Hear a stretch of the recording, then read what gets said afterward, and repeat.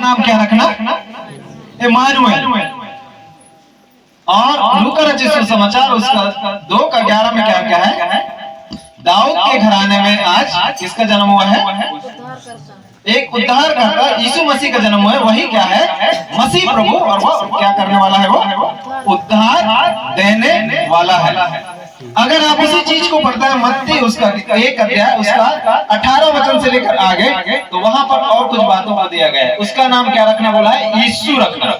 ठीक है, वहां बोला है परमेश्वर का स्वर्गदूत क्या बोला है? गर्भवती मरियम क्या होगी? गर्भवती होगी और एक पुत्र को जनेगी और उसका नाम क्या रखना? यीशु रखना। इन सारी चीजों को अगर देखते हैं तो हमें एक ही चीज समझ में आता है कि परमेश्वर का जो प्लान था या उद्देश्य था वो पहले से मेरे जन्म होने से या हमारे बाप दादाओं के जन्म होने से पहले ही से बनाकर रखा था। नहीं रखा है? आपके लिए या मेरे लिए परमेश्वर ने एक नया प्लान को या उद्देश्य को जो बना के रखा था उसको यीशु मसीह के द्वारा 2023 साल पहले परमेश्वर ने क्या किया? पूरा किया। अगर लूका में हम जो पढ़े हैं उसमें लिखा है दाऊद के नगर में आज किसका जन्म हुआ है? उद्धारकर्ता का जन्म हुआ है और वही मसीह प्रभु है। मसीह प्रभु है। आप सभी लोग ग्रहण किए हैं मसीह प्रभु को?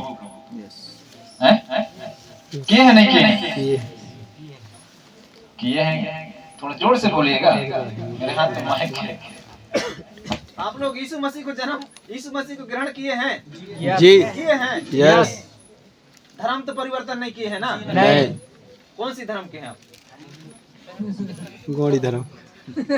आपका क्या चेंज हुआ है? मन जीवन पक्का देर तक साथ कह सकते हैं? यस। कोई पूछे तो? यस। डंडा लेके आए तो? ठीक है, हमारा कास्ट चेंज नहीं हुआ है, रिलीजन चेंज नहीं हुआ, एक धर्म जाति कुछ भी चेंज नहीं हुआ है, परंतु हमारा क्या चेंज हुआ है? मन चेंज हुआ है। वो है नहीं हुआ। तो फिर लोग क्यों हमें सताते हैं? क्यों लोग हमें बुरा दृष्टि से देखते हैं?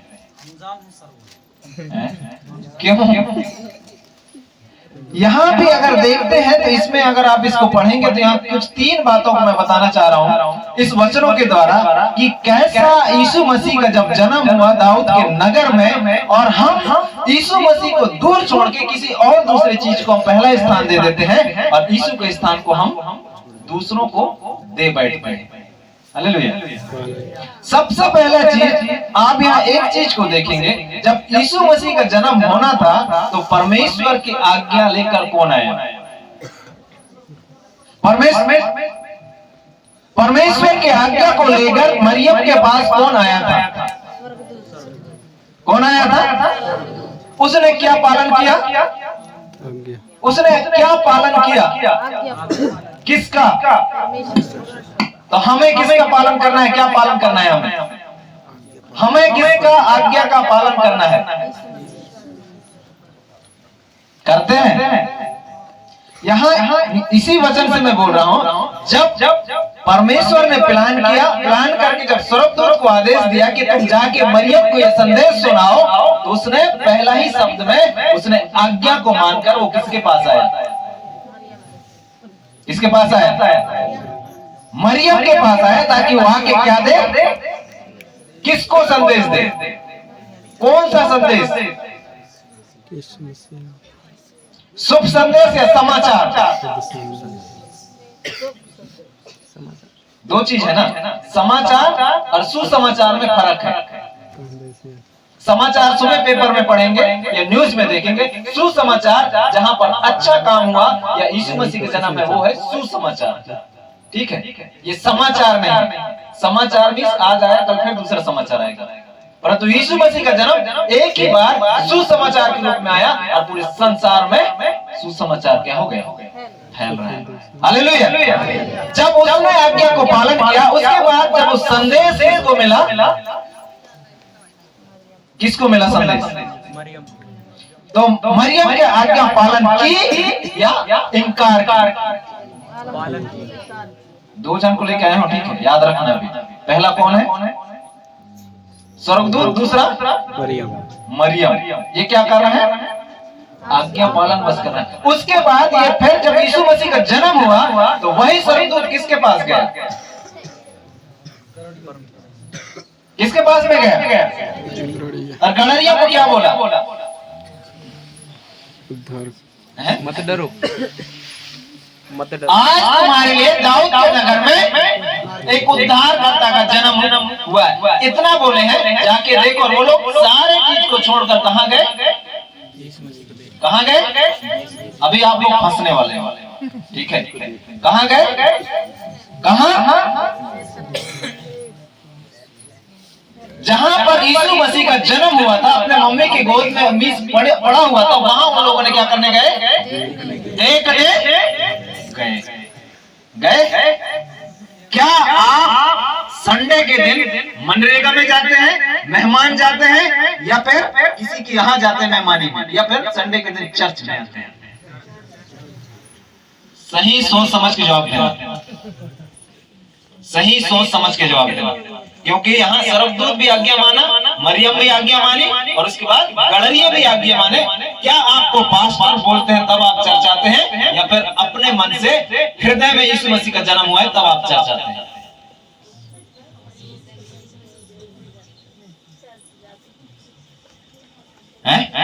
इसी कारण में बोला तो अब फंसने वाले हैं। क्या आप आज्ञा का पालन करते हैं?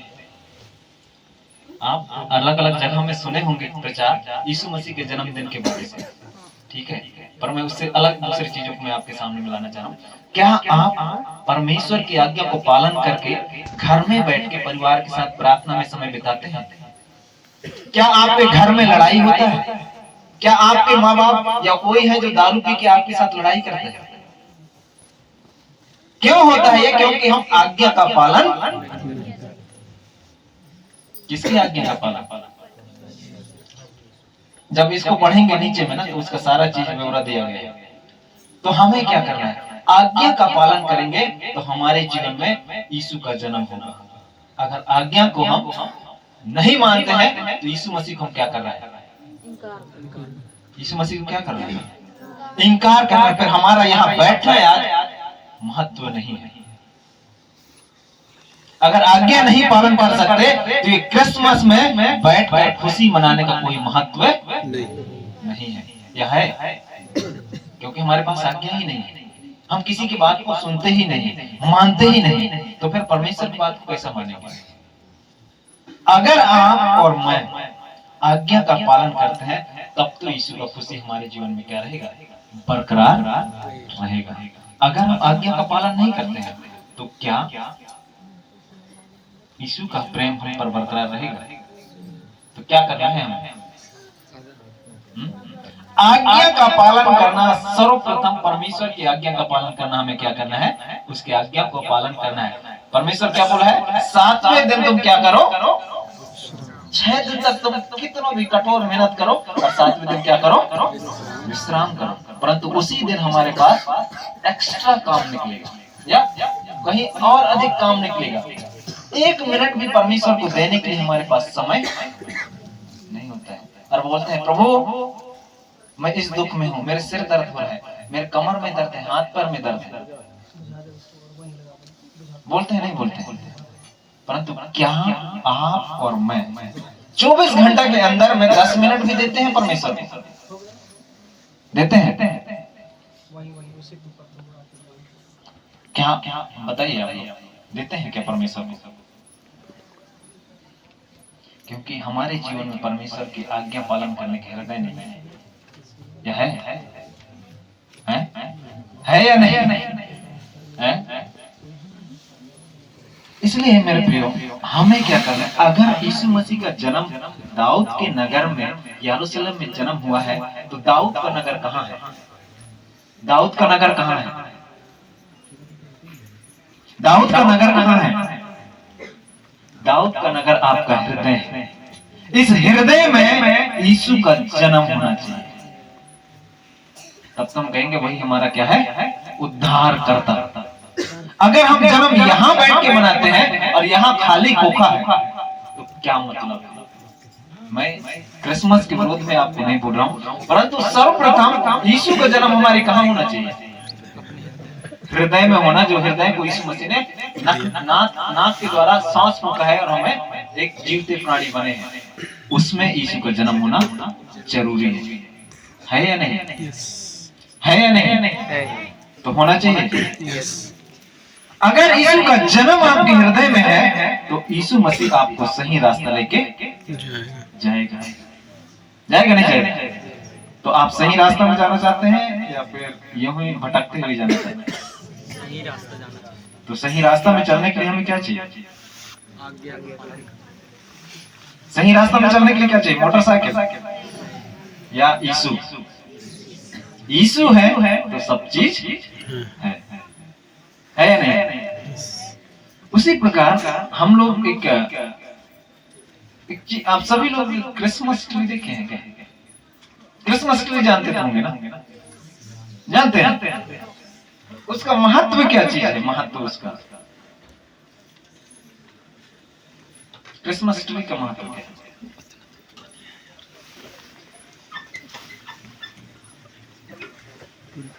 आप पटवारी के पास जाते हैं ना जाति प्रमाण पत्र बनाने के लिए? जाते हैं नहीं जाते हैं? क्यों जाते हैं पटवारी के यहाँ प्रमाण पत्र बनवाने के लिए? तो एक 50 साल का रिकॉर्ड मांगता है नहीं मांगते? पटवारी बना के देता है तब जाके उसका हम लोगों का जाति प्रमाण पत्र बनता है। कारण क्या है उसका?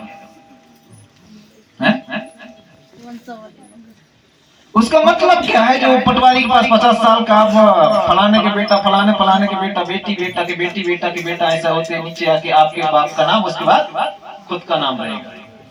क्यों बनवाते हैं? उसका बनवाने का कारण क्या है?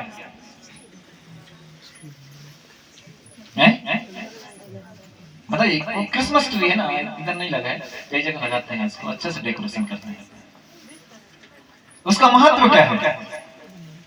अगर उसके पेड़ के, उसके डगालों को देखेंगे तो क्या दर्शाता है उसमें? आप लोग बताइए, सभी लोग जानते होंगे। क्रिसमस ट्री एक हमारे पीढ़ी दर पीढ़ी को क्या बताता है? वो पीढ़ी को दर्शाता है।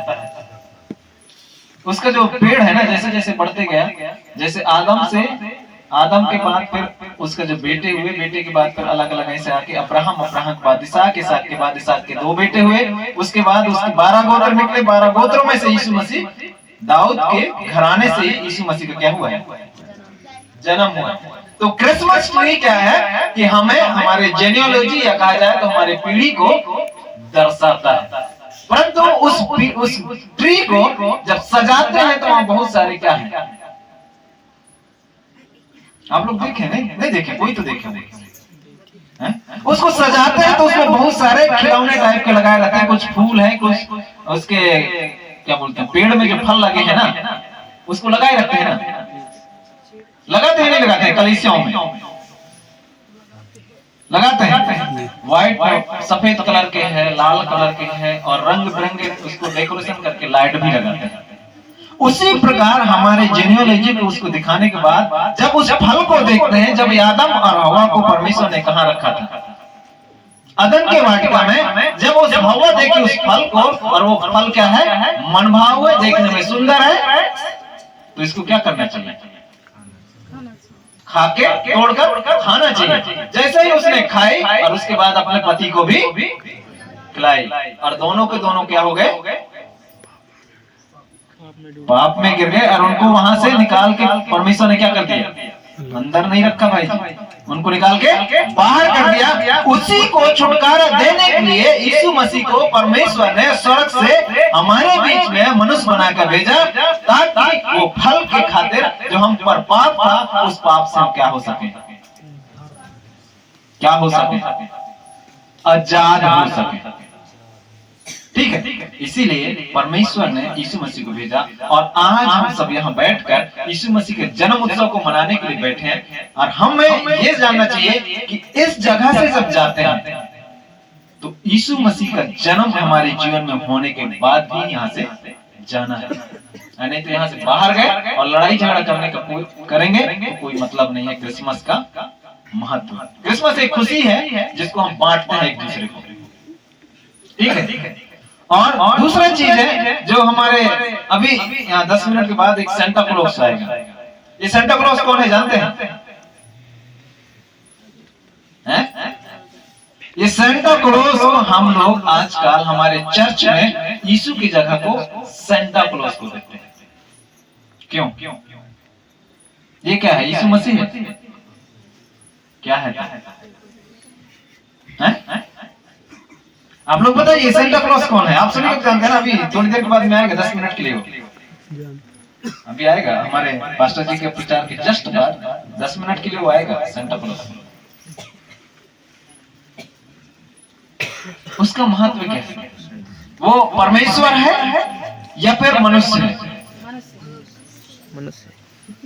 आप लोग बताइए। सेंटा क्लॉज बोलते हैं ना, हमें क्या पॉकेट में चॉकलेट लेके आएगा, आप लोगों को बांटेगा। वो मनुष्य है या परमेश्वर है? कौन है परमेश्वर? सेंटा क्लॉज कौन है? परमेश्वर है। सेंटा क्लॉज एक रोमन कैथोलिक का फादर है जिसका नाम है सेंट क्या तो है, मैं बताता हूँ उसका नाम ना। सेंट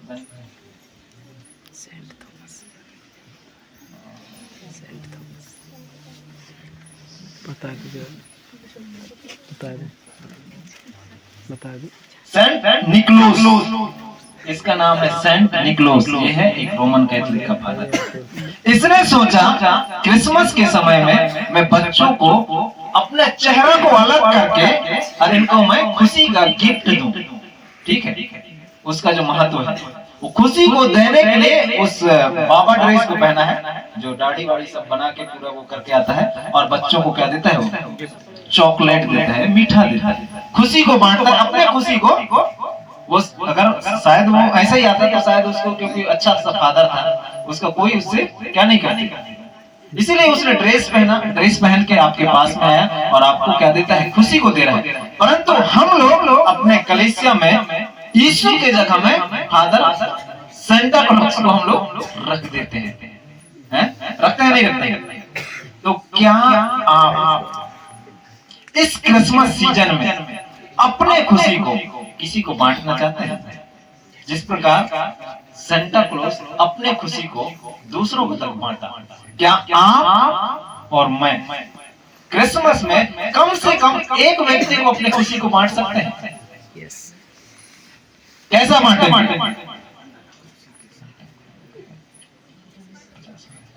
कैसा बांटे? ये मुझे हमारे पास्टर जी एक भेंट की तरफ से दिया है। ठीक है? एक गमछा है ना, ये भेंट दिया है। उसने इस क्रिसमस में अपने खुशी को इस भेंट के द्वारा प्रकट किया है कि आप क्रिसमस में आए हैं और आपको ये देखकर आपका स्वागत करते हैं। ठीक है? अब उसने अपने प्रेम को मुझ तक बांट दिया। अब मेरा काम है, क्या मैं मेरे खुशी को, क्रिसमस की खुशी को दूसरों को बांटता हूं या नहीं? अगर मैं अपने तक ही रखूं तो क्या यीशु मसीह के बारे से सब लोग जान जाएंगे? तो उसको क्या करना है? किसको?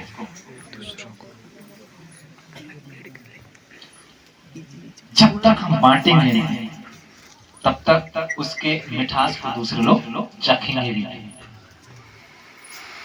क्रिसमस एक ऐसा सीजन है, जो लोग आपके साथ बात भी नहीं करते हैं उनसे आप बात करिए, या तो फिर ऐसे लोगों को अपने घर में बुलाइए और उनको खाना खिलाइए। जो आपको अच्छा लगता है एक गिफ्ट देकर, कुछ भी अच्छा चीज देकर उनसे आप क्या करिए? बातचीत करिए। क्योंकि आपके जीवन में यीशु का जन्म हुआ है ना, यीशु मसीह का जन्म हुआ है ना, उस जन्म को, उस जन्म उत्सव की खुशी को आप उसके साथ बांटिए। शायद आपकी खुशी की खातिर वो एक दिन आपके साथ इस कलीसिया में आके बैठे। हालेलुया। करेंगे करेंगे। हमें क्या करना है? पहला आज्ञा मानना है, फिर खुशी को बांटना है, और तीसरा चीज हमें क्या करना है?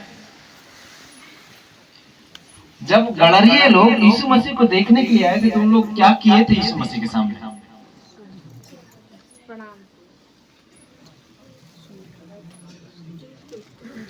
गणरीय लोग जब यीशु मसीह का प्रणाम करने के बाद वो लोग ने क्या किए थे, आप लोग सभी लोगों को पास्टर लोग बताए होंगे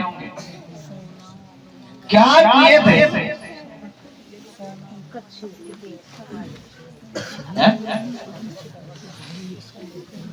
हमारे भैया बोले हैं सोना चांदी और लोहान क्या किए थे, क्या किए थे।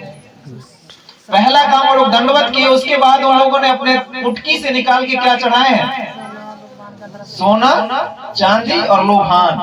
तो हमें क्या करना है क्रिसमस के समय में, क्या करना है क्रिसमस के समय में, क्या करना है, हमें दान करना है।